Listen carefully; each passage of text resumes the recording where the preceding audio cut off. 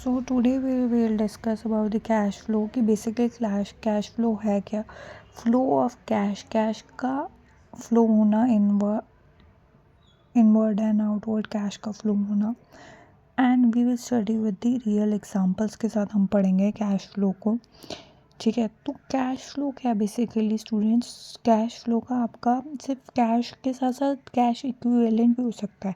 Cash equivalent का मतलब क्या है, पहले हम ये समझते हैं। इक्विवेलेंट मीन्स उसके बराबर, जैसे अगर कोई बैंक की ट्रांजैक्शन भी हुई है या फिर कोई मार्केटेबल सिक्योरिटीज़ है। मार्केटेबल सिक्योरिटीज़ क्या स्टूडेंट्स, मार्केटेबल सिक्योरिटीज़ वो है जो कि कैश में कन्वर्ट हो जाती है विद इन 3 मंथ्स, जो कि करंट इन्वेस्टमेंट है, शॉर्ट टर्म इन्वेस्टमेंट्स है। ठीक है, उनको कहते हैं हम कैश का मार्केटेबल सिक्योरिटीज़। ठीक है, तो कैश का इनफ्लो और आउटफ्लो होना हम किस में शो करते हैं, प्रिपेयर कैश फ्लो स्टेटमेंट। ठीक है, अब हमें कैश फ्लो स्टेटमेंट अलग से बनाने की क्यों नीडेड है।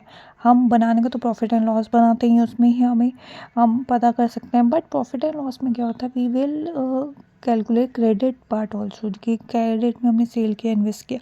लेकिन वहीं अगर हम कैश फ्लो बना रहे हैं जिसमें हम सिर्फ किस में देते हैं कि हमारे कैश कितना, क्या ट्रांजेक्शन हुआ, जैसे कि कैश इनफ्लो में आ गया कैश का सेल करना, कैश का